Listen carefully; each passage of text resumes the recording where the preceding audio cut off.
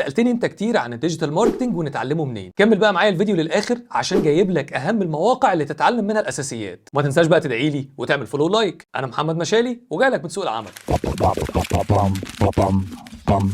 اول موقع هو موقع يوديمي، وده بقى فيه كورسات كتيره ومتخصصه في مجال الديجيتال ماركتنج وبشهادات، من اول الاساسيات للسوشيال ميديا ماركتنج للاس اي او للبراندنج وحاجات تانية كتير. ومن اهم مزاياه ان فيه كورسات مجانيه وكورسات تانية بفلوس، وكتير جدا بيعمل عروض على اسعار الكورسات. روح له وتعلم عليه وصدقني هيفرق معاك. نروح بقى لتاني موقع وهو موقع ادراك، واللي هتلاقي عليه مجموعه تانية من الكورسات زي الاس اي او. وفي الكورس ده هتتعلم ازاي تحسن من ظهور الفيديوهات والمواقع على محركات البحث او السيرش انجنز. ده غير انك هتتعلم ازاي تعمل ويب سايت بسيط، وكمان هتتعلم ازاي تحلل تقارير تولز مشهوره هتساعدك ان المحتوى بتاعك يظهر اكتر للجمهور، وده اللي بعد كده ممكن يكون شغلك. ثالث واهم موقع هو مهارات من جوجل. الموقع ده ميزته انه فيه بالعربي وبالانجليزي، وفيه شهادات مجانيه وكمان شهادات مدفوعه. وعشان تدخل عليه كل اللي عليك انك هتدخل على جوجل سيرش وتكتب مهارات من جوجل، او ادخل على موقع learndigital.withgoogle.com. هتلاقي مجموعه كورسات عليه مش بس الديجيتال ماركتنج، بس نصيحه مني ما تشتتش نفسك وابدا باللي انت جاي تدور عليه، وهو التسويق الرقمي. اول ما تدخل على الموقع هيطلب منك تعمل ريجستر او تدخل بحساب الجيميل بتاعك. بعد ما تدخل تقدر تختار الدورات التدريبيه، وهتلاقي عندك 3 فئات اختار منها التسويق الرقمي. ولو نزلت شويه في البيج على ايدك اليمين هتلاقي اكتر من اختيار زي مده الدوره والشهاده. اختار اللي يناسبك. ولو لسه بتبدا في المجال ممكن تختار كورس اساسيات التسويق الرقمي، واللي هتلاقي فيه تمارين وكيس ستاديز هتساعدك تعرف يعني ايه تسويق رقمي وازاي تطبق اللي اتعلمته. ده غير انك هتلاقي كمان اكتر من كورس مجاني، زي كورس تاسيس اعمالك عبر الانترنت، وكورس فهم احتياجات العملاء وسلوكياتهم عبر الانترنت.